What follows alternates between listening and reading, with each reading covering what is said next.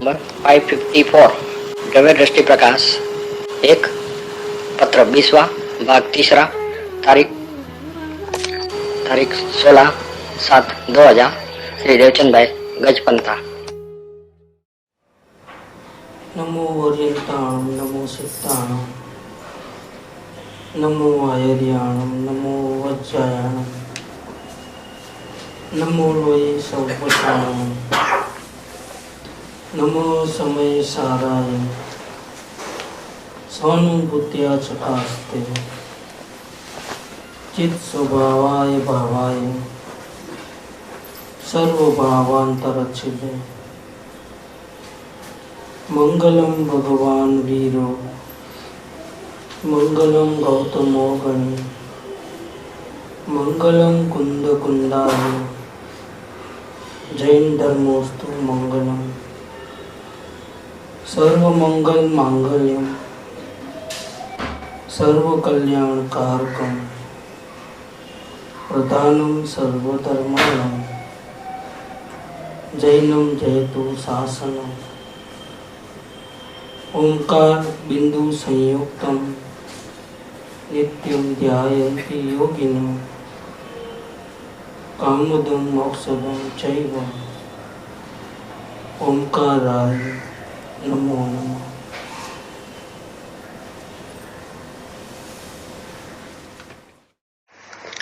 श्री द्रव्य दृष्टि प्रकाश पाठ 1 पत्र नंबर 20। कलकत्ता से ये पत्र लिखा है सोनगढ़ के मुमुक्षुओं को। भादरवा सुद 5 को कुछ बहनें आजीवन ब्रह्मचर्य का व्रत ले रही थी सोनगढ़ में। उसका फंक्शन था। से दीक्षा लेते तो फंक्शन होता है, से इसका ही फंक्शन होता है। तो उसने सोगानी जी को निमंत्रण दिया था कि आप भी पधारो, तो गुरु के दर्शन भी हो जाएंगे, हमको भी आपकी चर्चा का लाभ मिलेगा, और ये प्रसंग भी धर्म का प्रसंग है। तो इस शुभ अवसर पर आपकी उपस्थिति हो तो अच्छा। तो इनके तरफ से तो मैं आऊंगा नहीं आऊंगा कुछ लेटर नहीं लिखा गया, वो प्रसंग भी पूरा हो गया और पहुंच नहीं सके। न पहुंचे तो कोई बात नहीं, लेकिन मैं आऊंगा नहीं आऊंगा कुछ लेटर नहीं लिख पाया। तो जिन्होंने निमंत्रण दिया था उन्होंने डांटा होगा, पत्र ऐसा लिखा होगा ठीक है ऐसे प्रसंग में भी आप नहीं आते हो, आपको गुरु दर्शन की कोई रुचि नहीं है, सत्संग की कोई रुचि नहीं है, और कुटुंब में परिवार में आपको ज्यादा रुचि हो गई है, आपको तो कोई इस मार्ग का कोई वैल्यू नहीं, ऐसा कुछ भी लिख दिया होगा। इसके जवाब में ही पत्र लिखा है। हम थोड़ा पोर्शन कल चला, थोड़ा आज लेते हैं। बहनें सोचती होंगी कि निहाल भाई ने न पत्र दिया है न आना भी हुआ है, कहीं सुमार्ग से हटना तो नहीं हो गया है। कारण अशुभ योगों में तो प्रवृत्ति है, मन वचन काया की जो प्रवृत्ति है वो तो पूरे पाप की प्रवृत्ति है, व्यापार धंधा कुटुंब। और शुभ में तो उदासीनता है।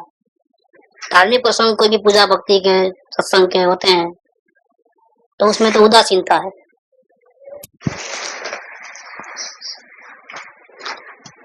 तो थोड़ा आधा पोर्शन चला है, आधा पोर्शन और लेते हैं।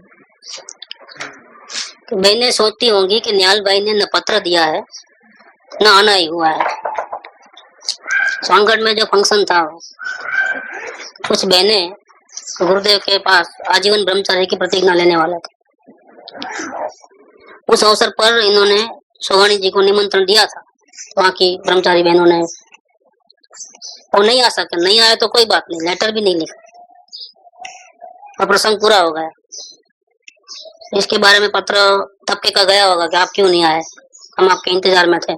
कम से कम 3 साल हो गए हैं अभी। आप पहली बार आए तो 46 में आए गुरुदेव के पास। पहले ही प्रवचन में उनको बोध मिल गया, अनंत पुरुषार्थ करके समय दर्शन को प्राप्त किया 12-14 घंटे में। दूसरी बात, जब गुरुदेव के पास आया तो 2 साल के बाद 48 में आए। इसके बाद 5 साल के बाद 53 में आए।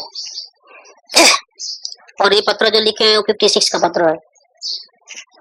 तो 2, 5, 7 और 3 और 10 साल में केवल 3 बार मिलना हुआ, 46, 48 और 53।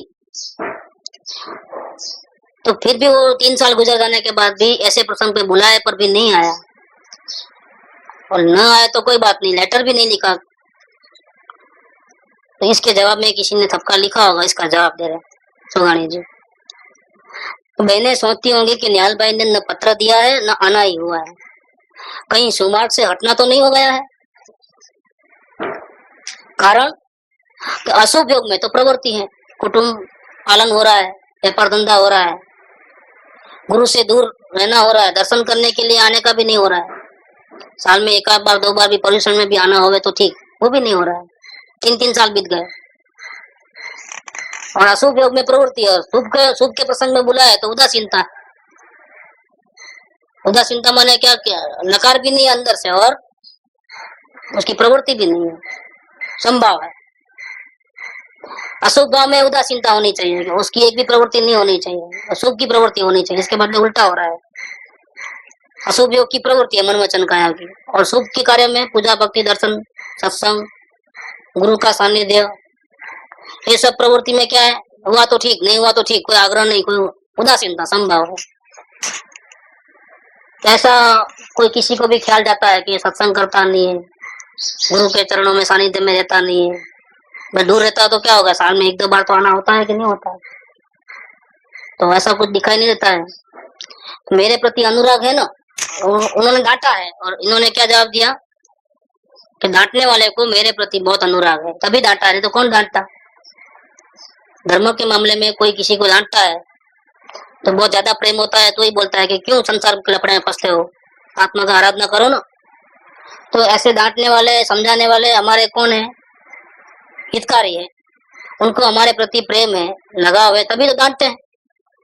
तो सोगानी जी उस डांट को ऐसा लेते हैं कि मेरे प्रति उनको बहुत अनुराग है, मैनों को, इसीलिए आपको कहकर कार्ड डलवाया होगा, तपास करो क्यों नहीं आया, बीमार तो नहीं है, या फिर कहाँ फंस गए, जवाब भी नहीं आया अभी तक। तो आपको उन्होंने शिकायत की होगी और आपने लेटर लिखा है, तो उनको मेरे प्रति बहुत अनुराग है। बस अब मूल वस्तु, लेटर का जो मूल पार्ट है वो अब शुरू होता है। इसमें सोगानी जी की गुरुदेव की कृपा से जो अंदर में परिणमन चल रहा था, त्रिकाड़ी ध्रुव की दृष्टि उनको संपन्न थी, अंदर से वैभवशाली कितने, वो सहज रूप से इस पत्र में बताई गई है। बाहर से माप देंगे तो सोगानी जी उनको मुमुक्षु भी नहीं लगेंगे, क्योंकि सत्संग आदि नहीं होते थे, गुरु का सानिध्य छूट गया था, 3-3 साल से गुरु के दर्शन भी नहीं हुए थे, बुलाए तो भी सोनगढ़ाना नहीं होता था, शादी ब्याह में नहीं बुलाए थे, धर्म के प्रसंग में बुलाए तो भी नहीं आए। तो बाहर की प्रवृत्ति और व्यापार धंधा सब कर रहे हैं, उसके बिना चलता नहीं, बिजनेस की टूर भी करते हैं, कुटुंब की फर्ज अदा करते हैं, और यहाँ नहीं करते हैं कुछ भी। तो बाहर से माप निकालोगे तो सोगानी जी के मुमुक्षु भी नहीं है, ऐसा दूसरों को लगे। लिखते हैं कि विकल्पात्मक वृत्तियों का तो सहज ही अनुमान कर लिया जाता है। बाहर का जो मन वचन काया की प्रवृत्ति है, जो विकल्प वाली प्रवृत्ति है, तो सामने वाला सहज में अनुमान कर लेता है कि इसकी ऐसी प्रवृत्ति है, तो इसके अंदर में भाव भी ऐसे होंगे, क्योंकि मन वहां तक पहुंच सकता है, मन ऐसा अनुमान कर सकता है। लेकिन जहाँ सोगानी जी विराजमान थे, जहाँ सोगानी जी की दृष्टि थी, त्रिकाड़ी ध्रुव परमात्मा में चिपकी हुई थी, वहां मन की कोई पहुंच नहीं है। मन का सामर्थ्य नहीं है कि वो अनुभव वाली दशा जो थी, जो श्रद्धा की परिणति उनको उत्पन्न हुई थी, उसकी जो गुंजार चल रही थी अंदर में, धारा चल रही थी, ज्ञान धारा, वो ज्ञान धारा को समझ पावे, वो मन के बस की बात नहीं है, वो अनुमान का विषय नहीं है, वो चिंतन का विषय नहीं है, मनन का विषय नहीं है। तो विकल्पात्मक वृत्तियों का तो सहज ही अनुमान कर लिया जाता है, लेकिन निर्विकल्पता का माप, स्वानुभूति का माप बाहर से नहीं किया जा सकता। बाहर की प्रवृत्ति अशुभ है इसलिए स्वानुभूति नहीं होती है, बाहर की प्रवृत्ति शुभ है इसलिए स्वानुभूति ज्यादा होती है, इस प्रकार से उसका माप तोल नहीं होता है। सैनिक राजा को वर्तमान में नरक गति है, साहिक संकित है, तो गुरुपादेव लिखते हैं भजन में, व्रत नहीं पचकाण नहीं, नहीं त्याग वस्तु कोई नो, महापद्म तीर्थंकर थसे श्रेणी कथाण जोई ले। नरक में व्रत पचकान कुछ है नहीं, अशुभ प्रवृत्ति अशुभ क्षेत्र है, फिर भी वो महापद्म तीर्थंकर होंगे। भविष्य की भारत क्षेत्र की 24 के प्रथम तीर्थंकर। सोनगढ़ में नंदीश्वर दिनालय है, वहां उनकी प्रतिमा की स्थापना की गई है, महापद्म तीर्थंकर। नंदीश्वर 52 दिनालय में लास्ट गुरुदेव के जाने के बाद बना है उसमें। और तो ऐसी भूमि में भी, ऐसे माहौल में भी निर्विकल्पता हो सकती है। आत्मा की आराधना, स्वरूप की स्वानुभूति तो चाहे जैसी प्रवृत्ति में भी हो सकती है। आत्मा की अनुभूति तो तिरंज गति में भी संगनी पंचेंद्रिय को होती है। सरल विषय है, मालूम नहीं है, जीव टेढ़ा चलता है, जीव ने आत्म कल्याण का निर्धार नहीं किया है, इसलिए अनुकूल संयोग में करना चाहता है, लेकिन संयोग हमारे हाथ की बात नहीं है। बाहर में चाहे जितनी प्रतिकूलता हो तो भी, सातवीं नरक की वेदना में भी आत्मा का अनुभव, सम्यक दर्शन हो सकता है। और उसका माप, सहानुभूति का माप बाह्य संयोग के आधार से नहीं कर सकते कि बाहर में अनुकूलता है, धार्मिक प्रवृत्ति है बाहर की, इसीलिए उनको निर्विकलता ज्यादा होती है।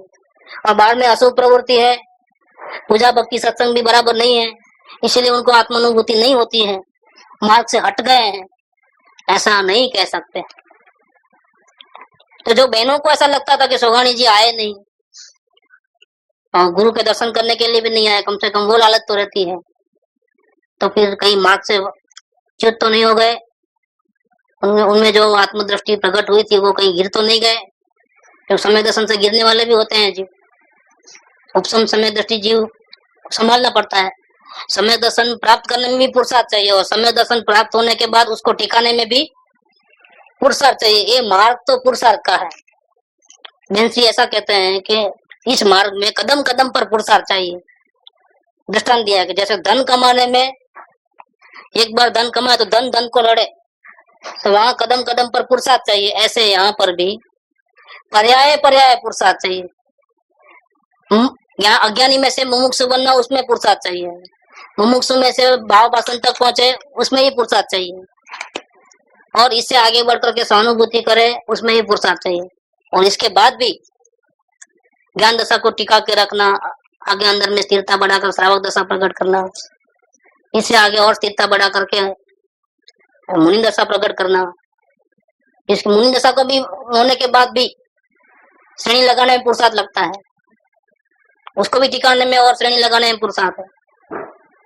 जब तक अरिहंत परमात्मा नहीं बने तब तक पुरुषार्थ है, और अरिहंत परमात्मा बनने के बाद भी पुरुषार्थ ऑटोमेटिकली चालू है।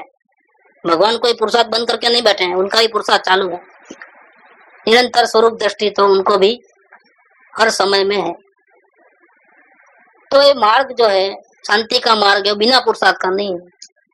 लेकिन जिस प्रकार का पुरुषार्थ इस मोक्ष मार्ग में है, स्वयं की आराधना है, उसका माप, निर्विकल्पता का माप, सहानुभूति का माप बाह्य संयोग के आधार से, बाह्य मन प्रवृत्ति, मन वचन काया की प्रवृत्ति के आधार से हम नहीं कर सकते। इसलिए वो भजन में आया, चिन्ह मुहूर्त द्रगधारी की मोह रीति लगत है अटापटी, बाहर नार की कृत दुख भोगे, अंतर सुख रस वटागत। इसका हम माप नहीं कर सकते, ये बात सोगानी जी ने यहाँ रखी है। निर्विकल्पता का माप तो बाहर से नहीं किया जा सकता, यह तो स्वयं के समाधान का विषय है, क्योंकि अनुभूति चाहिए उसमें। मन की पहुंच नहीं है, वहां ज्ञान की पहुंच है। स्वयं को अनुभव हुआ कि नहीं हुआ, स्वयं मोक्ष मार्ग में टिक के बैठा है कि नहीं बैठा है, स्वयं ऐसा पुरुषार्थ ज्ञानी धर्मात्माओं ने बताया है भूतकाल के। भगवान की वाणी में जैसे साधक दशा का वर्णन आया है, जो आराधना का मापतोल बताया गया है, वैसे अंदर में हमारा पुरुषार्थ चालू है कि नहीं है, वो तो स्वयं के समाधान का विषय है। किसी बाहर के सर्टिफिकेट की ज्ञानी धर्मात्मा को कोई जरूरत नहीं। फूल बाग में हो या जंगल में हो, उसे कोई सूंघे या न सूंघे, लेकिन उसकी सुगंधी तो फैलती रहती है। ऐसे ज्ञानी धर्मात्मा चाहे जैसे वेश में, चाहे जैसे संयोग में हो, चाहे अनुकूलता हो चाहे प्रतिकूलता हो, उनकी अंतर की आराधना तो स्वयं के पुरुषार्थ से निरंतर चलती रहती है। दुनिया वालों के, जगत के जीवों को उनके पुरुषार्थ की गंध भी नहीं आती है। वो कहाँ विराजमान है, उनकी दृष्टि कहाँ है, उसका अंदाजा अनुमान का विषय नहीं है, चिंतन मनन का विषय नहीं है, वो स्वयं के समाधान का विषय है। बहनों को वो आपका मेरे प्रति वात्सल्यवत अनुराग है, साधर्मी है, गुरुदेव के शिष्य है। मैंने भी गुरुदेव को गुरु माने, सोगाणी जी भी गुरुदेव को गुरु माने, तो गुरु बंधु है, साधर्मी वात्सल्य है। तो आपको आपका मेरे प्रति वात्सल्यवत अनुराग है, और मेरा भी आप लोगों के प्रति ऐसा ही है। अगर आप डांटते हो तो हमको बुरा नहीं लगता है, क्योंकि हम समझते हैं कि हम इस मार्ग में टिके रहे, धर्म की आराधना चलती रहे, हम संसार के लफड़े में न फंसे। ऐसा आप चाहते हो, इसलिए डांटते हो। तो हमको ये डांट बुरी नहीं लगती है। डांटने से, आपका डांटने से मेरा आपके प्रति का जो लगाव है वो कम नहीं हुआ है। आपके प्रति जो अनुराग है मेरा, वो ऐसा का वैसा कायम है। और यह एक मार्ग में चलने वालों का सहज संबंध है। आपको भी मुक्ति चाहिए, मुझे भी मुक्ति चाहिए। आपको जन्म मरण से छूटना है, मुझे भी जन्म मरण से छूटना है। आपको गुरु आज्ञा में रहना है, तो मुझे भी गुरु आज्ञा में रहना है। इसीलिए आपका हमारा जो प्रेम है वो तो सहज में होना ही है। एक ही रास्ते के मुसाफिर है, कैसे भी जाना है। कोई साथ चले तो भी जाना है, कोई साथ न चले तो भी जाना है। तो एक से दो भला। तो ये सहज में एक मार्ग में चलने वालों का सहज संबंध है। अब लेटर भी क्यों नहीं लिखा, आए तो नहीं, लेकिन लेटर भी क्यों नहीं लिखा, इसकी चर्चा कर रहे हैं आप। कि एकाकार गोले में प्रविष्ट दृष्टि से, त्रिकाड़ी ध्रुव भगवान आत्मा को एकाकार गोला, इसमें कोई टेढ़ा मेढ़ापन नहीं है, सरल जैसे गोल होता है वर्तुल, इसमें कोई कोना नहीं होता है, एकाकार गोला है वो। टेढ़ी मेढ़ी कोई रेखाएं नहीं है, खरोच नहीं है किधर भी, कोना। ऐसा त्रिकाड़ी गुरु ध्रुव जो भगवान आत्मा अंदर में विराजमान है, दे देवन में, और एक अखंड ज्ञान मूर्ति है, एकाकार है वो। अनंत गुण उसमें एकाकार है। इसकी अभेद दृष्टि हो चुकी है। तो एकाकार गोले में प्रविष्ट दृष्टि से जब उसकी नजर, ज्ञानी की नजर, दृष्टि में त्रिकाड़ी ध्रुव विराजमान है, ऐसी जबरदस्त दृष्टि का बल है, प्रकट हुआ है। जिस ज्ञानी धर्मात्मा को द्रव्य दृष्टि का जबरदस्त बल संप्राप्त हुआ है, नजर हटती नहीं है, चाहे जैसे उदय में भी द्रव्य दृष्टि कायम रहती है। इतना पुरुषार्थ उन्होंने किया, और अनुकूलता से, सत्संग के अभाव में, गुरु से दूर रहने से, और गुरु को अड्डे में बिठाने से, पराभक्ति में आने से, अशुभ योगों के बीच में भी सोगाणी जी ने जबरदस्त पुरुषार्थ किया। उनका जो द्रव्य दृष्टि का जो बल था, वो तो उनके वचनों में बिल्कुल स्पष्ट समझ में आता है कि रंच मात्र भी पर्याय में हेरा फेरी करना वो पसंद नहीं करते। पुरुषार्थ की जो सूझ थी, सूझबूझ, मोक्ष मार्ग के पुरुषार्थ की जो द्रव्य दृष्टि, उसका जो केंद्र बिंदु है, वो उनको जबरदस्त ताकत थी। सोगाणी जी सत्संग नहीं मिलते हुए, ये प्रतिकूलता थी। गुरु का सानिध्य नहीं मिलना, वो प्रतिकूलता थी, उनको अंतराय था उनको। इसके बावजूद भी उन्होंने क्या किया, गुरु को यहाँ बिठा दिया हृदय में। ये पेज नंबर, पत्र नंबर 3 में भी वो बात लिखी है उन्होंने। नहीं, वर्तमान का पुरुषार्थ है। देखो क्या लिखा है इधर, निश्चय से सतगुरुदेव मुझसे दूर नहीं है, पत्र नंबर 3। जहाँ मैं हूँ वहाँ ही मेरे गुरु हैं, अतः मैं मुझ में मेरे गुरुदेव को देखने का सतत प्रयत्न करता रहता हूँ। जब ऐसा प्रयत्न कोई करता है, निरंतर अपने गुरु को अपने में ही देखने का प्रयत्न करे, तो बाहर में कौन सी प्रवृत्ति करता है, मनवचन काया की वो। अब बाहर में जो संयोग है उसका लेप उसको लगता है कि नहीं लगता है। मनवचन काया की अशुभ प्रवृत्ति हो, अशुभ योग हो, प्रवृत्ति नहीं होती है वहां पर। योग जरूर है लेकिन प्रवृत्ति ऐसी नहीं है। क्यों? कि प्रवृत्ति में क्या पड़ा है अंदर में, कि मैं निरंतर अपने गुरुदेव को अपने में देखने का सतत प्रयत्न करता रहता हूँ। और जब जब गाढ़ दर्शन होता है, कोशिश करते हैं, और जब निर्विकलता होती है, सहानुभूति होती है, वर्तमान उपयोग गायक प्रभु में लीन हो जाता है, उपयोग अपनी हयाती को भूल जाता है और मैं त्रिकाली ध्रुव परमात्मा विराजमान हूँ ऐसे ध्रुव के अस्तित्व को ग्रहण कर लेता है, डूब जाता है उसमें उपयोग। मैं दर्शन करने वाला और ये त्रिकाली ध्रुव ऐसा भेद भी खत्म, ज्ञान ज्ञाता और ज्ञेय का भेद भी खत्म और कोशिश के फल स्वरूप उपयोग, वर्तमान का उपयोग सबसे हट करके, संयोगों से हट करके, शरीर से हट करके, रागादि भावों से हट करके, शुद्ध निर्मल पर्याय की अपेक्षा से भी हट करके जब त्रिकाली अपरिणामी ध्रुव में जम गया, जब जब गाढ़ दर्शन होता है तब जब ऐसी पोजीशन बनती है तब अपूर्व रस आस्वाद का लाभ लेता रहता हूँ। देखो, गुरु से दूर रहकर के भी ऐसी पराभक्ति के कारण, गुरु से माइलों दूर है तो भी उनको आत्मा के आनंद का लाभ मिल सकता है। वो कला सीखनी हो अगर, कि कभी ऐसी प्रतिकूलता हो कि सत्संग न मिले, हमारे को गुरु के दर्शन भी न मिले, गुरु का सानिध्य भी न मिले, तो किस प्रकार से गुरु की आज्ञा में रह करके उनकी साधना करना, अपनी आत्म साधना। अगर ऐसी कला कोई सिखाने का है जबरदस्त, तो सोगानी से सीख लेना का वो चीज,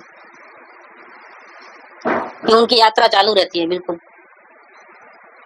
देखो, संयोग प्रतिकूल होने पर भी जीव अपनी अंतर यात्रा चालू रख सकता है।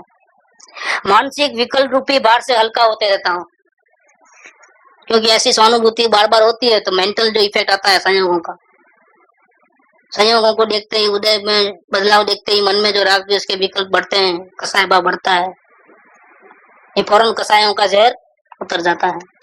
सहज ज्ञान गण स्वभाव में वृद्धि पाता रहता हूँ।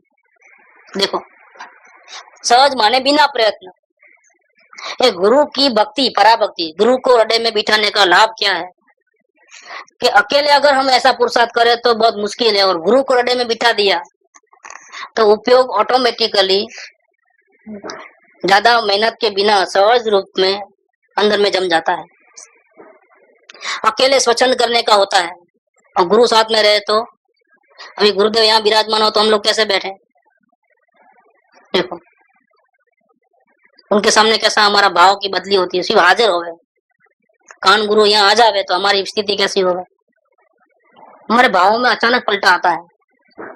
गुरु की हाजिरी से ही हमारे अपने मन में चेंजेस आ जाता है, बहुत बड़ा भारी सत्संग खत्म हो जाता है, आत्मकल्याण की भावना बहुत उग्र हो जाती है उनके सानिध्य से। इसलिए शास्त्रों में ऐसा भी वचन आया है, जहाँ चंदन के झाड़ होते हैं, जंगल और सर्प होते हैं, तो लकड़ी काटने वाले जो होते हैं वो मयूर को साथ में लेके जाते हैं। देखो, उनका टेऊ टेऊ सुन करके ही वो सर्प भाग जाते हैं, सब देखते ही भाग जाते हैं और लकड़ी काट लेते हैं। लकड़ी मयूर नहीं काटेगा, लकड़ी कौन काटता है, कठियारा ही काटता है। पुरुषार्थ पूरा किसको करना है, लेकिन मयूर रूपी सदगुरु को साथ रहने से क्या होता है कि संसार की रुचि, विभाव, कसाय कोसों दूर रहते हैं और अपने लिए रास्ता बिल्कुल क्लियर हो जाता है गुरु की हाजिरी मात्र से। लेकिन गुरु तो क्षेत्र से दूर रहे तो क्या करें, तो भी एक उपाय है, क्या पराभक्ति में आ जाओ। ये कौन सी भक्ति है कि गुरु को अपने मन मंदिर में विराजमान कर दो, हृदय कमल के सिंहासन पर विराजमान कर दो।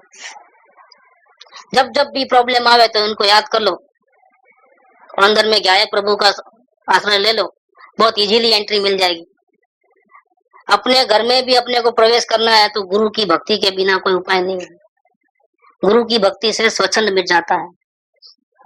कर्तृत्व भाव जो मेन ऑब्स्टेकल है अंतर्मुख होने में, हेरा फेरी परिणति की, ये जबरदस्त ऑब्स्टेकल है। मेरा उपयोग बाहर न रहे, मेरा उपयोग अंदर ही रहे, ऐसा जो कर्तृत्व भाव, देखो ये भी कर्तृत्व भाव है। अपने परिणाम को बाहर नहीं, अंदर ही रखना है। इतनी भी जो पर्याय बुद्धि है उसको ये भक्ति मिटा देती है। भक्ति में करना धरना कुछ नहीं आता है, भक्ति में समर्पण भाव है। मैं कुछ भी नहीं हूँ, आप भगवान है, आप जो करोगे वही होगा, मेरे से कुछ नहीं होगा। कर्तृत्व भाव खत्म। जैसा कर्तृत्व भाव खत्म हो गया, गुरु की हाजिरी मात्र से पूरा बोझा गुरु के ऊपर डाल दिया। उपयोग सड़सड़ाहट बिना ऑब्स्टेकल के सीधा त्रिकाली ध्रुव में जम जाता है। इसका नाम है पराभक्ति। और सोगाणी जी इसके मास्टर थे, ये पराभक्ति में झूलते थे। इसलिए कहते हैं कि जहां मैं हूं वहीं मेरे गुरु है। तो निश्चिंत हो गए। मैं मुझ में मेरे गुरुदेव को देखने का सतत प्रयत्न करता रहता हूं। तो जो प्रॉब्लम्स हैं अशुभ योग के कारण, सत्संग न मिलने के कारण, ये सारे प्रॉब्लम उनके सॉल्व हो जाते हैं। सदगुरुदेव और आत्मदेव दोनों के दर्शन एक साथ उन्होंने करते हैं अंदर में। इसका नाम है पराभक्ति। इसमें वो मास्टर थे। अब ये जो अंदर में उनकी धारा चल रही है, ये बाह्य लोगों को माप का विषय नहीं है। क्या अंदर में सोगाणी जी कहाँ विराजमान है, क्या करते हैं, वो बाहर से अनुमान का विषय नहीं है वो। ये बात को इन्होंने स्पष्ट किया यहाँ पर। एकाकार गोलों में प्रविष्ट दृष्टि से वृत्तियों में फेरफार नहीं किया जा सकता। जब अपनी पर्याय में भी हेराफेरी करने का नहीं रहा, क्योंकि द्रव्य दृष्टि उत्पन्न हो गई, स्वयं में अपने गुरुदेव को देखने का, भक्ति में डूबने का प्रयास चल रहा है, तो अपने उपयोग को भी अंदर लाना है, बाहर नहीं रखना है। ऐसा जो कर्तव्य हुआ वो भी मिट गया है। तो बाहर में निमंत्रण कार्ड आया है तो उसका जवाब देना, उसकी बात की तो चर्चा ही क्या करते हो। अपने उपयोग को भी जो नहीं फिराता है, अंदर रखने का प्रयत्न भी मिट गया। जिसका सहज अंदर में आता है उपयोग को अंदर लाना नहीं पड़ता है। क्यों कि एकाकार गोले की दृष्टि जबरदस्त प्राप्त हो गई है। उपयोग, इसके कारण उपयोग स्वयं अंदर आता है, मैं अंदर लाता नहीं हूं। जब ऐसा पुरुषार्थ चल रहा है, इस वक्त मैं आपको पत्र किस हालत में लिखूं, मेरी हालत ही कहाँ है पत्र लिखने की। आप लिखते हो कि आपने पत्र भी नहीं लिखा, लेकिन मेरी स्थिति कैसी है आपको क्या मालूम। जब मैं अपने उपयोग को भी अंदर लाना नहीं चाहता, सहज आ जाता है, ऐसी पोजीशन मेरी है, तो मैं पत्र कैसे लिखूं। जड़ पत्राधिक की तो बात ही दूर है। हाँ, इस दृष्टि से मेरे को ये जो दृष्टि प्राप्त हुई है गुरुदेव की कृपा से, ऐसी दृष्टि से यथार्थ ध्येय परम पद की भावना जो है, सिद्ध पद की, वो हमारा टारगेट है। पूर्ण शांति मिलना, यथार्थ ध्येय और मार्ग की निसंगता अवश्य है, अनुभव गम्य है। अब निश्चिंत रहो, मैं मार्ग से च्युत नहीं हो गया हूँ। मेरा योग अशुभ प्रवृत्ति का है। क्या अशुभ में उदासीनता भी है, बाहर से देखेंगे तो वो तो आपको ही मालूम है, लेकिन मेरी अंदर की स्थिति का आपको मालूम नहीं है। इसलिए आपको ऐसा लगता हो कि मैं मार्ग से च्युत हो गया हूँ, तो मेरे मार्ग से च्युत हो रहा हूँ ऐसा शंका भी नहीं होती है। मैं अपने मार्ग में बराबर आगे बढ़ रहा हूँ। मैं मेरे यथार्थ ध्येय के प्रति और मार्ग की निसंगता के प्रति बराबर दृढ़ हूँ। आपको भले लगता होगा कि मैं गिर रहा हूँ, मुझे नहीं लगता है कि मैं गिर रहा हूँ। मैं अवश्य सिद्ध पद को प्राप्त हो जाऊंगा और मार्ग से च्युत नहीं होऊंगा। मैं निसंग आगे बढ़ रहा हूँ, मुझे मेरे को स्वयं के ऊपर भरोसा है और ये अनुभव गम्य है। ये क्या है, मेरा अनुभव मुझे बोलता है। मुझे दूसरे के सर्टिफिकेट की कोई जरूरत नहीं है। शक्ति की निरंतर पकड़, ये त्रिकाणी ध्रुव है, शक्तियों का पुंज, गुणों का गोदाम, शक्तियों का संग्रहालय। तो भगवान आत्मा, तीन लोक का नाथ, देवादिदेव, ऐसे कई प्रकार से गुरुदेव प्रवचन में बार बार महिमा करते हैं भगवान आत्मा की। ऐसा शक्तिमयी, शक्तियों का जो पुंज स्वयं है, उसकी निरंतर पकड़। निरंतर पकड़ का मतलब क्या कि दृष्टि से वो ओझल ही नहीं होता है, दृष्टि वहां जमी हुई है।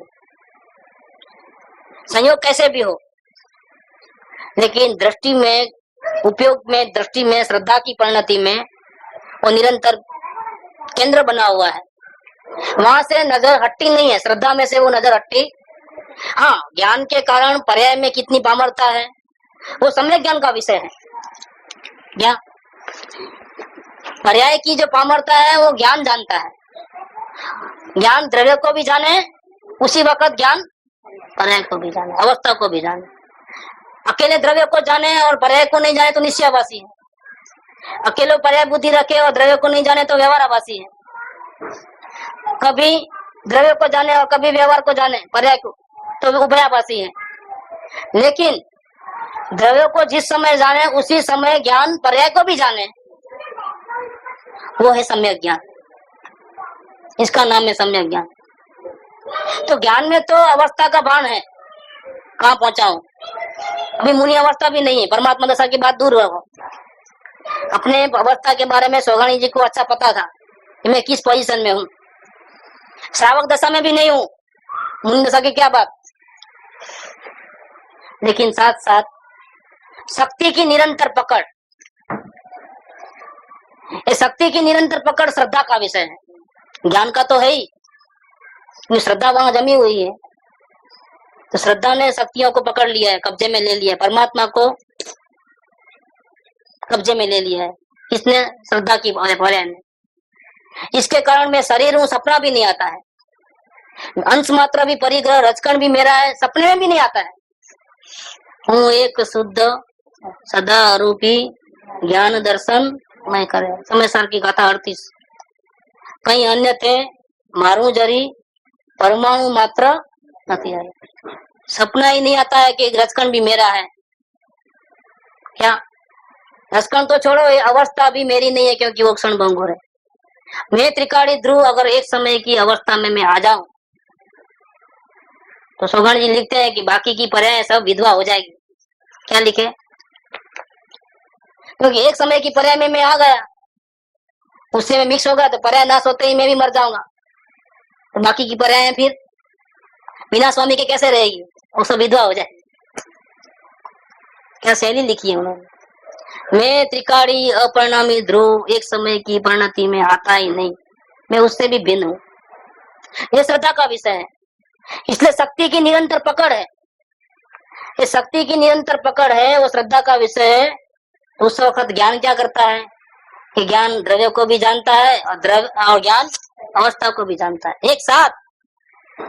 और ज्ञान जानता है, विकल्प नहीं जानता है उसको। विकल्प मन का आधार नहीं है उसके अंदर, वो अनुभव गम्य है। ये ज्ञान का सब्जेक्ट है, सम्यक ज्ञान का सब्जेक्ट। मन में तो क्रम पड़ेगा कि द्रव्य को जानेगा तब अवस्था को नहीं, अवस्था को जानेगा तब द्रव्य को नहीं। ज्ञान में क्रम नहीं है, ज्ञान में दोनों साथ में जानने में आता है। देखो, गाड़ी चलाने वाला आधी मंजिल पे पहुंचता है तो उसको नीचे उतर करके माइलस्टोन देखना नहीं पड़ता है, उतरना पड़ता है कि कितना में आया। उसका कार में ही आगे लगा रहता है कि कितना पंथ काटा है हमने। उसको नीचे उतरने की जरूरत नहीं है। जब स्टार्ट किया था तो कौन सा किलोमीटर था, अभी कौन सा मार्ग बता रहा है, अभी कितना बाकी है, और उसको नीचे उतरने की जरूरत नहीं है। कार चालू रखो, सब मालूम पड़ता है अपने आप, ऑटोमेटिकली। ऐसे सम्यक ज्ञान में ऑटोमेटिकली द्रव्य और पर्याय का एक साथ ज्ञान होता है। पर्याय में मैं कहाँ तक पहुंचा हूँ, मेरी साधना कितनी आगे बढ़ी, वो देखने के लिए उसको द्रव्य पर से दृष्टि हटानी पड़ती नहीं है, निरंतर चालू है, नॉन स्टॉप साधना है। ये बात करते हैं कि शक्ति की निरंतर पकड़ अथवा एकता। शक्ति की निरंतर पकड़ का मतलब क्या बताया उन्होंने? शक्ति की एकता मतलब पर्याय में अवस्था हूं ऐसा नहीं, मैं त्रिकाली ध्रुव परमात्मा हूं ऐसा। मतलब अवस्था और परमात्मा दोनों एकत्व रूप में आ गए।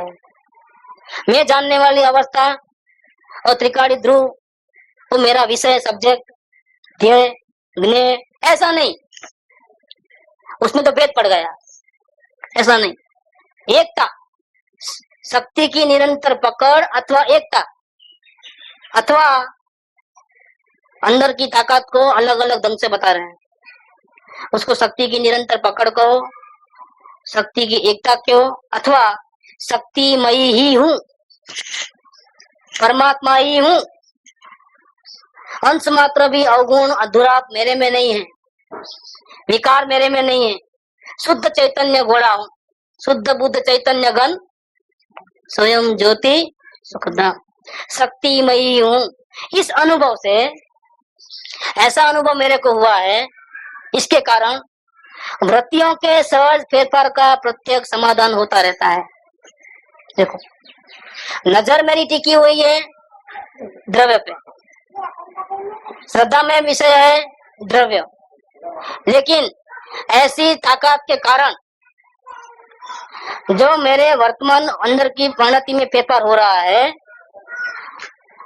उसमें ऐसी पढ़ाई क्यों हो रही है? ऐसा नहीं, ऐसा होना था। और विचलित हो गए, घबरा गए, मेरा क्या होगा? ऐसी जो मूंझवण है अंदर में, असमाधान है, वो समाधान नहीं रहता है।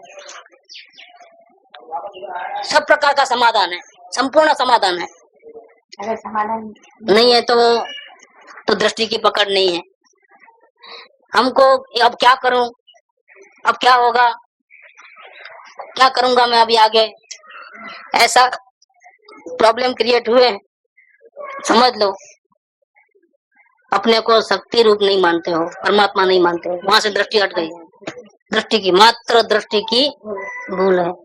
होत आसवा परिसवा, आसवा माने आश्रव, राग द्वेष, दुख। होत आसवा परिसवा, परिसवा माने नाश होना, दुख का नाश होता है। होत आसवा परिसवा नहीं इनमें संदेह, मात्र दृष्टि की भूल है। भूल गए गए, बस बुरा आ गया उसके अंदर। अपने प्रभु को छोड़ा, नजर से हटाया, नजर वहां से हट गई अपने प्रभु से। मैं परमात्मा हुआ छूट गया और नजर पर्याय पे गई, और अभी भी मैं पहुंचा नहीं हूँ, अभी मुझे मेरी मंजिल नहीं मिली है, न जाने कब पहुंचूंगा। ये लफड़ा शुरू हो गया, मतलब दृष्टि परमात्मा से हटी, गया खड्डे में। ये जो भी कमाल है नजर का कमाल है, और मात्र दृष्टि की भूल है। ये नजर आ गई बेड़ा पार, नजर नहीं आई तब तक गड़बड़ है। तो क्या कहते हैं, नजर हटती मालूम हो जाता कि हम जानने में दे नहीं। तो मालूम पड़ ही जाता है, ज्ञान तो जाने ही जाने, ज्ञान तो जाने ही जाने। नहीं, मुझे नहीं मालूम पड़ता है मैं कहाँ हूँ, ऐसा कभी बन सकता नहीं है। क्या मालूम पड़े बिना नहीं रहता है, ये ज्ञान की ताकत है। किसी को पूछने की जरूरत नहीं है कि हम दुखी क्यों हुए, हमने क्या गलती की, और किसी को पूछने की जरूरत नहीं है, स्वयं को अपने आप पता चलता है। मैं सुखी कैसे हुआ, कैसे होऊंगा, दूसरों को पूछने की जरूरत नहीं है, स्वयं को ही मालूम पड़ जाता है। यही तो इस मार्ग की सुंदरता है कि हमको गलतियों को निकालने के लिए और आगे बढ़ने के लिए किसी और का सहारा लेने की, पूछने करने की कोई जरूरत नहीं। गुरु ने जो चाबी दी है त्रैव दृष्टि, वो चाबी लगाने से सबके सब ताले खुल जाते हैं। रास्ते की पूरी कंटक, रास्ते के जितने भी अवरोध, रुकावटें, ये बिना प्रयत्न अपने आप हट जाते हैं। कोई विशेष प्रयत्न की जरूरत नहीं है। ज्ञान की चाबी लगाओ, द्रव्य दृष्टि करो, पूरे प्रॉब्लम सॉल्व। कोई एक भी प्रॉब्लम नहीं रहता है। मेरी ऐसी अवस्था क्यों, अब मैं क्या करूंगा, कैसे करूंगा, ये सब गड़बड़ खत्म। मेरे में ऐसी भक्ति नहीं है, तो वो सब गड़बड़ है पूरी। भक्ति नहीं है तो क्या करोगे, जानो, गलती का एहसास करो, और भक्ति बढ़े उसके लिए क्या करना, आत्मा की आराधना करो। तो कल बात बताई थी, भक्ति की बात बताई थी, साथ में वही बात बताई थी कि किसको भक्ति आती है, जिसको आत्म कल्याण की गरज होती है उसको भक्ति आती है। जिसको अपना आत्म कल्याण नहीं करना है वो भक्ति क्या करेगा। बोलता है मालूम नहीं पड़ रहा, ऐसी बात नहीं। ये बात ऐसी है ही नहीं। मुझे मालूम नहीं पड़ता है कि भक्ति में कैसे बढ़ाऊं, कैसे करूं, ऐसा नहीं हो सकता है। ये तो भक्ति की बात है, और दूसरे भी जहाँ गलतियाँ हुई हमारे से, सब ज्ञान में स्वयं के अवलोकन में पता चल जाता है। मुझे आत्म कल्याण की गरज ही नहीं है तो भक्ति कहाँ से आएगी। मैं बीमार हूँ तो डॉक्टर के पास जाऊँ ना, तो उसकी बात मानू ना। मेरे को संसार का दुख नहीं लगता है, मुझे संसार में कहीं मजा आ रही है।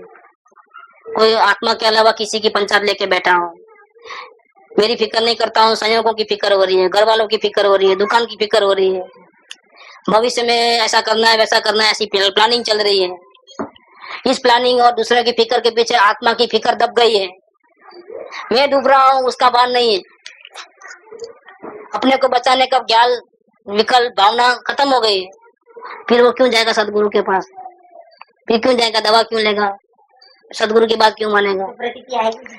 और बात मानना वही भक्ति है, पैर पड़ना वो भक्ति नहीं है। गुरु की बात मानना वो, गुरु ये चाहते हैं कि आप अपने आत्मा की आराधना करो, और आप नहीं करते हो तो भक्ति नहीं है।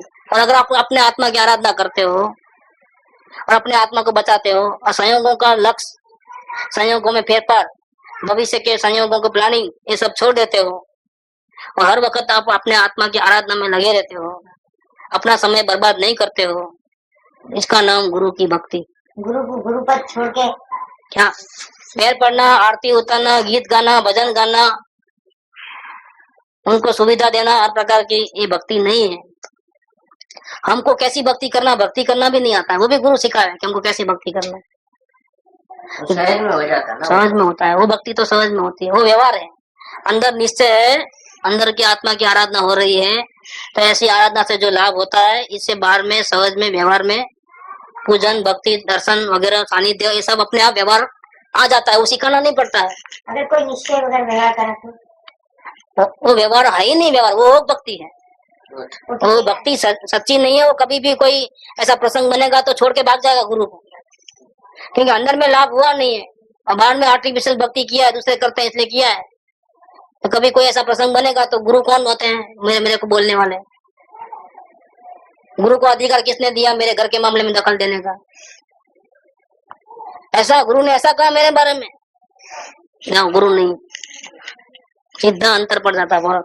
द्रव्य की दृष्टि, द्रव्य के ऊपर दृष्टि रहे तो भिन्नतावासी तो सहयोगों की कहाँ से अपेक्षा रहती है? नहीं रहती है, याद ही नहीं रहती है। और आत्मा की आराधना होती है, भावना बढ़ती है, राग द्वेष कम हो जाते हैं। हाँ, सहयोगों का तो यार नहीं रहता है। तो कोई सवाल ही नहीं है। बस ये बात है यहाँ पर। ये द्रव्य की दृष्टि तो निरंतर चालू रखना है, ज्ञान दशा के पहले भी और ज्ञान दशा के बाद में भी, कि हो तो आसवा भक्ति के बिना ज्ञान नहीं है, और आपको भक्ति तो है नहीं और ज्ञान चाहते हो तो मैं आपको दे दूं, लेकिन वो आपको काम में नहीं आने वाला, कचरा पेटी में जाने वाली है, कितना भी समझाओ तो भी। तो फिर उसे प्राप्त करके क्या करना है? ज्ञान को हासिल करके आपको करना क्या है? आपको काम में आवे तो मैं बता दूं, लेकिन काम में तो आने वाला नहीं। क्यों नहीं आने वाला है? क्योंकि आपको जानकारी चाहिए लेकिन भक्ति नहीं है, आप काम में नहीं आएगा। जो रुका है वह योग्यता की न्यूनता के कारण है। रुकावट क्यों है? प्रोग्रेस क्यों नहीं हो रहा है? योग्यता की न्यूनता है, योग्यता की कमी है। योग्यता नहीं है ऐसा नहीं बोलते हैं, कमी है। आत्म कल्याण नहीं करना है आपको, अगर नहीं करना होता तो लेटर भी नहीं लिखते, तो इतना दुखी भी नहीं होते। गए तो भले गए सत्संग, महीने 2 महीने के बाद तो आ जाएंगे, तब कर लेंगे सत्संग, लेकिन आपको तकलीफ जरूर हुई है। तो आत्म कल्याण भी करना है, लेकिन जो लगन जिस प्रकार की चाहिए वैसी नहीं है। योग्यता की न्यूनता के कारण रुकावट है। जितनी गरज आत्म कल्याण की होनी चाहिए उतनी गरज आप में नहीं होने से आपको भक्ति नहीं है, और भक्ति के बिना हम कुछ भी बोले बकवास है। जितना भी हासिल करोगे ज्ञान, लेकिन काम तो आने वाला नहीं। जो रुका है वो योग्यता की न्यूनता के कारण है, और आप ज्ञानी की अपेक्षा ज्ञान में अधिक प्रेम रखते हो, उसका कारण है। ज्ञानी को कुछ भी हो जाए, उसका भले गला सूखे, उसका भले टाइम बर्बाद हो, उसको भले नींद आती हो, उसका कुछ भी होता हो, नहीं हमको तो सत्संग दियो, सत्संग दियो हमारे को। अब बोलो, तो आपको ज्ञान चाहिए, लेकिन ज्ञानी नहीं चाहिए। ऐसा जो आपका रवैया है वो भक्ति की कमी है। लेकिन उसकी अपेक्षा क्या है? रात को 12 बजे भी जरूर पड़े तो बुरा ना फोन करना, उसका मतलब क्या है? इमरजेंसी में आपके लिए हाजिर है। वो इमरजेंसी कौन सी है? वो इमरजेंसी है कि आत्म कल्याण ही करना है और नहीं होता हो, उसके कारण बहुत तकलीफ होती हो, बहुत तकलीफ होती हो, तो रात को 12 बजे ही फोन करो, 2 बजे भी करो, तो मना नहीं है। घर पे बुला लो, आ जाएंगे। देखो क्या होगा उसके अंदर। सौभाग्य भाई को बार बार लिखते तो कृपाटेव आते नहीं थे, लिखने पर भी। हालांकि उन्होंने कॉल करार किया था कि मैं आपको पराभक्ति तक लेके जाऊंगा, लेकिन इतना बुलाने पर भी, और बाजू में ही होने, सुबह जावे शाम में आ सकते, इतना बाजू में, क्या बैलगाड़ी से जावे तो भी शाम में आ जाए वापिस, क्या इतना नजीक होने पर भी 7 महीने तक क्यों लटकाया सौभाग्य भाई को, जिससे इतना प्रेम करते थे। और वो अगर आने की पोजीशन में नहीं थे, मरण पथारी पर थे, तो कम से कम शिष्य का इतना ख्याल करते कि नहीं करते? जो मेरे को भगवान मानता है, इतना पूजता है, इतना भक्ति करता है और इतना योग्य भक्त है, सेवा जागरी करने वाला, मेरी पूजा भक्ति करने वाला, वो इतना बीमार है इसलिए नहीं आ सकता कि चलो ना मैं जाके मिल के आऊँ। इतना बार बार लेटर आते हैं, इतना दुखी होता है जीव, क्यों? वो उतना भाव नहीं आया कृपा। और जब उन्होंने लिखा कि आपको जब आना है तो आओ, नहीं आना है तो मत आओ, आपको दया में आया तो कुछ है नहीं, आप तो वितराग हो, आप क्यों हमारी खबर लेंगे, आपको क्या पड़ी है। अब तो मैं वो लिखने वाला नहीं हूँ कि आप आओ, लेकिन एक बात जरूर ख्याल में रखना, अब मैं बीमारी के कारण नहीं मरूंगा, अब आपके दर्शन के बिना जो तकलीफ हुई है इसके कारण मैं मर जाऊंगा। क्या इसका मतलब क्या हुआ? पर्सनल मिले और समझावे और दर्शन देवे, ऐसा जो अधिकारी बना था, यहाँ क्या भक्ति खत्म हो गई? क्या यहाँ भक्ति खत्म हो गई? भक्तिवान तो हमेशा नीचे रहता है, ऊपर नहीं बैठता है। आप ऐसा करो, ऐसा नहीं, आप जैसा बोलो ऐसा मैं करने को तैयार।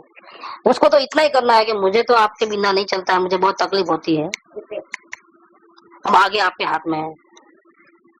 नहीं मैं नहीं आ सकता हूँ इसलिए आप आओ, ये क्या हो गया? अधिकारी बना किया, भक्ति में वो बाधा रो, इसलिए जाते नहीं थे। आप मत आओ, हम आपको बहुत बोलने वाले कि आप ऐसा करो, आप वहाँ जाओ, आप ऐसा करो, हम बोलने वाले कौन? तो भक्ति तो हम कौन सा हमारा स्थान है?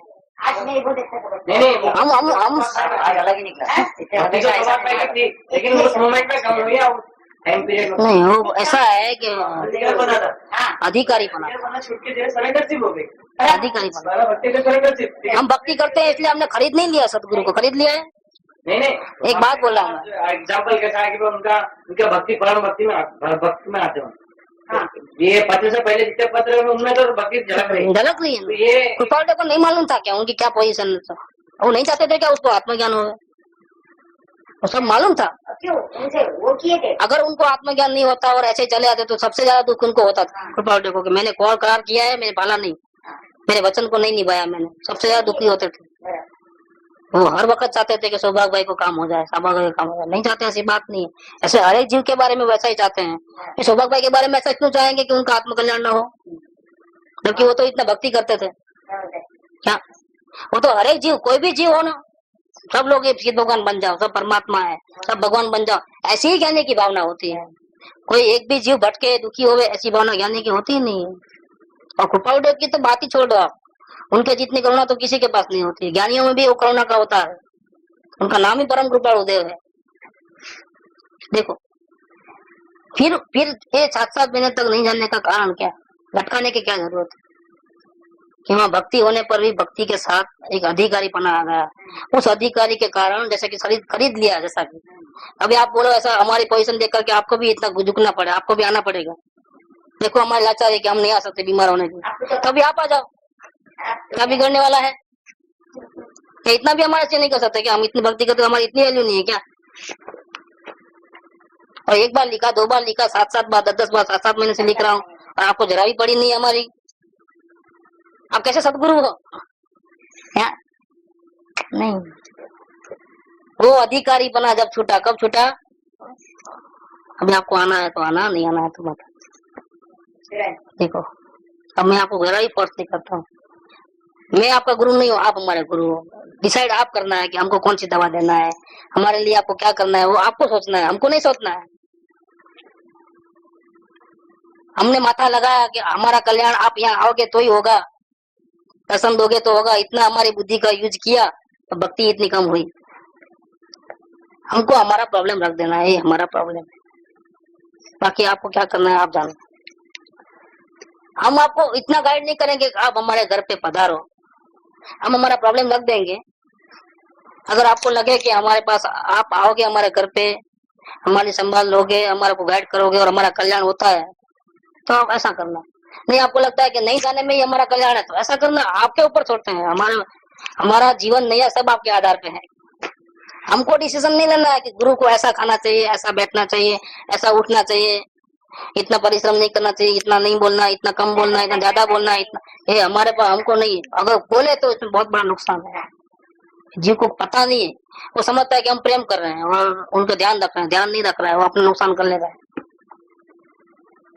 इसलिए सदगुरु प्रसन्न नहीं है, इससे सदगुरु को बहुत पीड़ा होती है। बोल नहीं सकते लेकिन पीड़ा बहुत होती है, और यही पीड़ा से हमारा अंतर बढ़ता है। हृदय के तार मिलते नहीं है, उल्टे दूर होते हैं। क्यों? कि जहाँ भक्ति नहीं है वहां फिर मेरा मन नहीं मिलता है।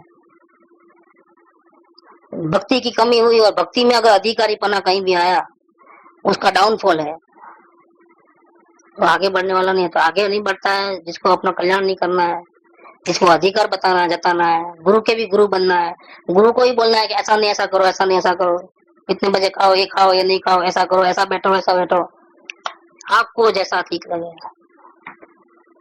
हम आपको बोलने वाले कौन? हाँ, अगर हमारे को गुरु को तकलीफ हुई है, बुखार आया, सर दुखा, कुछ हुआ, हमको तकलीफ होती है, तो हम ये कह सकते हैं कि आपकी ये हालत हमसे देखी नहीं जाती, हमको अंदर में बहुत तकलीफ होती है। लेकिन आप ऐसा नहीं ऐसा करो, वो हमारा अधिकार नहीं है बोलने का। हमारा इतना ही सीमा है, वो सीमा से थोड़ा क्रॉस करे और इलाज बताने गए, हम गुरु को इलाज बताने वाले कौन? ऐसा नहीं ऐसा करो करने वाले कौन? यहाँ भक्ति खत्म हुई, भक्ति खत्म हुई तो हमारा प्रोग्रेस खत्म हुआ। प्रोग्रेस तो खत्म हुआ, वो प्रोग्रेस नहीं हुआ तो घरे गया वो, लेकिन डाउनफॉल शुरू हो गया। यही रहस्य है कि उन्होंने जब लिखा कि अभी आपको आना है तो आना, नहीं आना है। लेकिन मैं मेरी स्थिति बता दूं कि मेरी मौत तो आपके दर्शन के वियोग के कारण होने वाली है। तो भक्ति रह गई और जो गलती थी साथ में कि ऐसा नहीं ऐसा करो, अधिकारी बना, वो निकल गया, तो प्योर हो गया। भक्ति अब कैसी हो गई? प्योर। लेटर नहीं लिखा मैं आ रहा हूँ 2-4 दिन में, या वहाँ लेटर पहुंचाओ, यहाँ ये आ गए उसी दिन। देखो ये कितना बड़ा, ये भक्ति को हम समझ नहीं सकते हैं। हम आत्मा को क्या समझेंगे, भक्ति को नहीं समझ सकते। भक्ति तो राग है, क्या? आत्मा तो निर्विकल्प है और भी सूक्ष्म है। जो भक्ति समझ में नहीं आती है उसको आत्मा क्या समझ में आएगा? भक्ति क्या चीज है? भक्ति अगर अंदर में आ जाए ना, क्षण में केवल ज्ञान हो जाए, इतना काम है भक्ति का। इसलिए लिखा भक्ति के बिना मुक्ति नहीं है। तो यहाँ लिखा है कि जो रुका है वह योग्यता की न्यूनता के कारण है, और आप ज्ञानी की अपेक्षा ज्ञान में अधिक प्रेम रखते हो, उसके कारण है। ज्ञानी के शरीर का ख्याल रखते हो, ज्ञानी के परिग्रह का ध्यान रखते हो, ज्ञानी की अगवरता का सगवरता का ध्यान रखते हो, ज्ञानी के अंतर का ध्यान नहीं रखते हो, तो किसमें प्रसन्न है? क्या तुम हमको मालूम नहीं, इसलिए आप ज्ञानी को नहीं चाहते हो, इसके कारण रुके हो। ज्ञानी से ज्ञान की इच्छा रखने की अपेक्षा बोध स्वरूप समझ करके भक्ति की चाहना करना उसका अधिक फल है। ज्यादा क्या लिखूं? एक कड़वी दवा पिलाई, ज्ञान की इच्छा। आप रास्ता सुझाओ, ऐसा नहीं, हम ऐसा नहीं बोलना कि हमको रास्ता दिखाओ, हम क्या करें बताओ, हमको समझाओ, ऐसा नहीं बोलना ज्ञानी को। हमारी ये पोजीशन है। देखो, अपनी पोजीशन अवलोकन में जान करके व्यक्त कर दो। अब उनको कुछ बोलना नहीं बोलना, रास्ता बताना नहीं बताना, कुछ भी करना, वो हमारा डिपार्टमेंट नहीं। हम मांगे तो मरे, लेकिन ऐसा नहीं हो सकता। आप विषय लो, सत्संग कराओ 2 घंटे 1 घंटा, तो हमारी भूल उसमें से हम निकाल कुछ भी नहीं बोल सकते।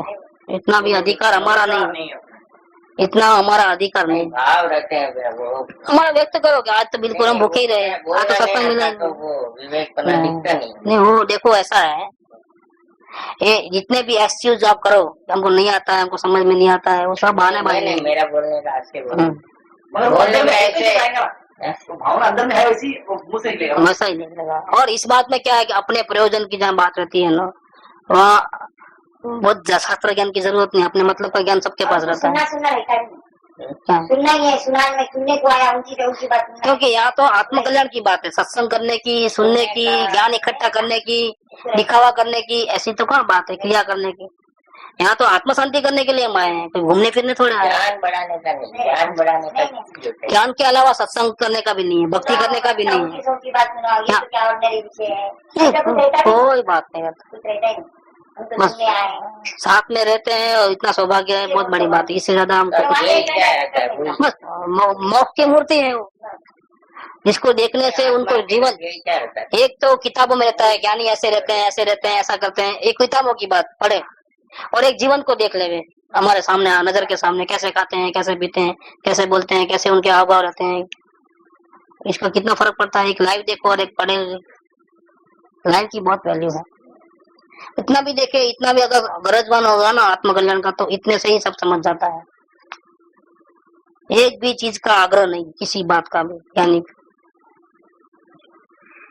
क्या एकदम अत्यंत सरल, ऐसा करना ऐसा, ऐसा करना ऐसा, अवश्य पूछना बचना में मुद्रा आने सब मुद्रा न बोले तो भी कपाल 249 में लिखे हैं कि वो अगर नहीं भी बोले प्रत्यक्ष है लेकिन मौन धारण कर लिया है, कुछ बोल रहे नहीं है, तो भी उनको देखने मात्र से हमको अपना आत्मा का अनुभव हो सकता है।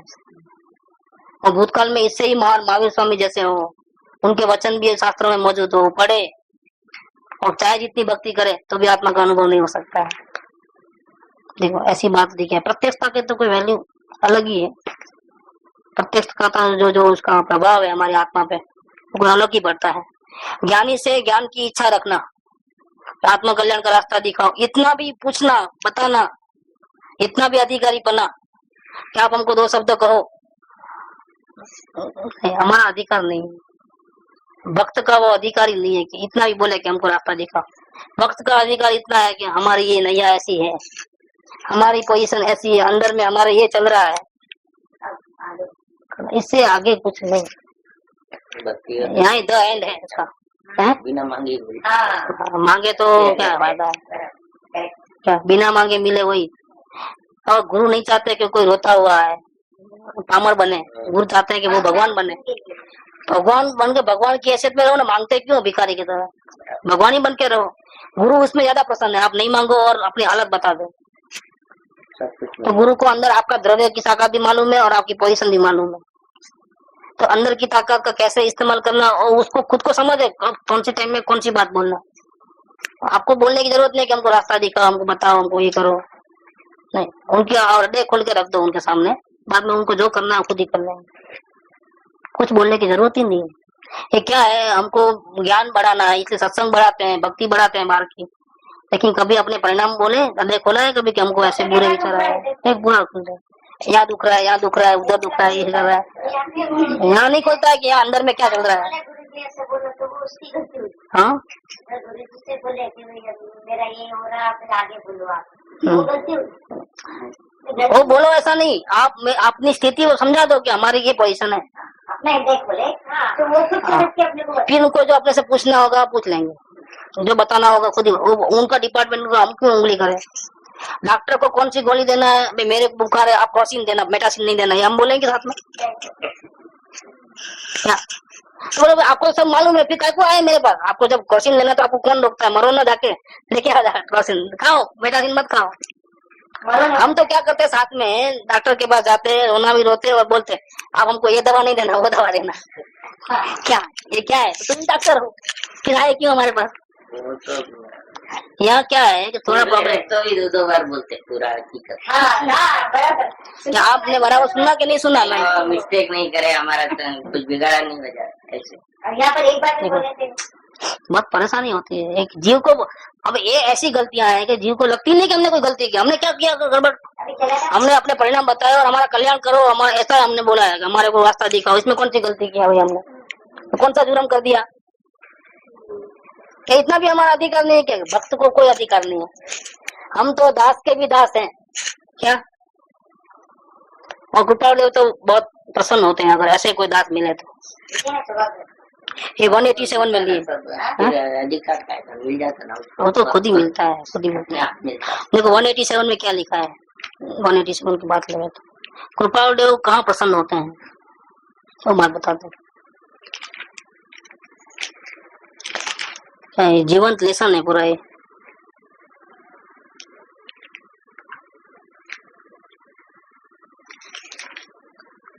कुणबी कोली ऐसी जाति में भी थोड़े ही वर्षों में मार्ग प्राप्त बहुत पुरुष हो गए। उन महात्माओं की जन समुदाय को पहचान न होने के कारण कोई विरला ही उनसे सार्थकता सिद्ध कर सका है। जीव को महात्मा के प्रति मोह ही नहीं हुआ। संयोग में, परिग्रह में, कुटुंब परिवार में मोह है, लेकिन ज्ञानी के प्रति मोह नहीं हुआ। ये कैसी अद्भुत ईश्वरीय नियति है, ये कैसी लीला है। क्योंकि अगर ऐसा मोह होता तो वो संसार में भटकता ही नहीं, लेकिन मोह नहीं हुआ इसलिए भटक रहे हैं लोग। वे सब कुछ अंतिम ज्ञान को प्राप्त नहीं हुए थे, योग्यता थी लेकिन उनको अंतिम आत्मा का ज्ञान नहीं हुआ था, परंतु उसकी प्राप्ति उनके बहुत समीप थी। ऐसे पुरुषों के प्रति रोमांच बहुत उल्लसित होता है। नरसिंह मेहता, भोजा भगत, मीराबाई, कि वो भक्ति करते थे लेकिन बदले में कभी कुछ मांगा नहीं उन्होंने, संयोग सुधर जाए ऐसा कुछ। उन्होंने अपने उन्होंने ऐसा भी नहीं बोला अपने प्रभु से कि भगवान से कि मेरा कल्याण कर दो, क्या नहीं मांगा। ऐसे पुरुषों, ऐसे भक्तवान पुरुषों के प्रति रोमांच बहुत उल्लसित होता है और मानो निरंतर उनकी चरण सेवा ही करते रहे। कृपालदेव चाहते हैं कि ऐसे कोई मिले तो मैं उसके चरण पकड़ लूं, उसकी सेवा करूं मैं। कि भक्ति तो करता है लेकिन बदले में कुछ मांगता तो बिल्कुल नहीं, एक शब्द नहीं बोलता है, मेरा कल्याण करो ऐसा नहीं बोलता है। अगर आपने ज्ञानी को पहचाना है तो ज्ञानी को कभी ऐसी भावना होती है कि आपका कल्याण न हो। ज्ञानी के तो वचन निकलते हैं, उनकी जो गतिविधि होती है, उनका जो एक्शन रिएक्शन होता है, जो भी वो जीवों का कल्याण करने के लिए होता है। यहाँ तक नहीं तो क्या आवे ज्ञानी ना, उनका आत्मा कहीं यहाँ थोड़ा है गजपंथा में या किधर भी, और जहाँ है वहाँ है उनका आत्मा। उनका कल्याण तो कहीं भी अपने घर बैठे भी हो सकता है, नहीं हो सकता है कि क्यों इतना मरते। लेकिन उनका पूरा जीवन भी जगत के भव्य जीवों का कल्याण करने के लिए होता है। उनको ऐसा कोई भाव नहीं होता है कि किसी का भी अकल्याण हो गया। तो वो क्या चाहते हैं कि ऐसे भक्तवान कोई दिख जाए कि भक्ति तो पूरी करे लेकिन अधिकारीपना अंश मात्र भी नहीं। तो ऐसे पुरुषों के प्रति रोमांच बहुत उल्लसित होता है और मानो निरंतर उनकी चरण सेवा ही करते रहे, ये एकमात्र आकांक्षा रहती है। मतलब क्या रहा कि अगर ऐसा कोई मिल जाए तो अपनी आत्मा की आराधना कोई बाजू रख दे, क्योंकि आकांक्षा क्या है, ऐसे भक्तवान जीवों की निरंतर चरण सेवा करना वही उनका कर्तव्य है ज्ञानी पुरुषों का। उनको दवा देने का बोलना नहीं पड़ता। आप डॉक्टर के पास गए और बीमारी बताया तो खुद ही दवा देगा, आपको बोलने की जरूरत नहीं है ना, उनका काम ही वो है। इसके बदले आप दवा दे दो बोलते हो तो गलती हो गई आपकी। हाँ, भक्ति में कमी है, अधिकारीपना है। इसका कारण ज्ञानी की अपेक्षा, अब उनके वचन में जो ताकत है ना बहुत जबरदस्त है। क्या बोलते हैं कि ज्ञानी की अपेक्षा ऐसे मुमुक्षुओं पर हमको अतिशय उल्लास आता है। हमारी नजर में दूसरे ज्ञानी की इतनी वैल्यू नहीं है, हमारी नजर में ऐसे भक्त की बहुत वैल्यू है। क्योंकि अगर दूसरे ज्ञानी को नहीं समझाएंगे तो भी उसका कुछ बिगड़ने वाला नहीं है। जरूरत किसको है, ऐसे भक्तवान को जरूरत है। कोई भक्त तो ऐसा हो तो दूसरे ज्ञानी को ठोकर मार के भी इसके पीछे लग जाए। क्या इसका कारण यह है, क्यों ऐसा कि ज्ञानी के पीछे इतना उनको प्रसन्नता नहीं होती है, इतनी सेवा चाकरी करने का, ज्ञानी की सेवा चाकरी करने का भाव नहीं है।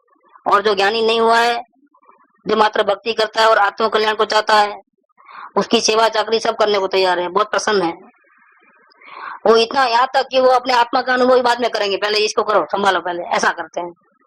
ऐसा क्यों? इसका कारण यह है कि वे निरंतर ज्ञानी की चरण सेवा करते हैं।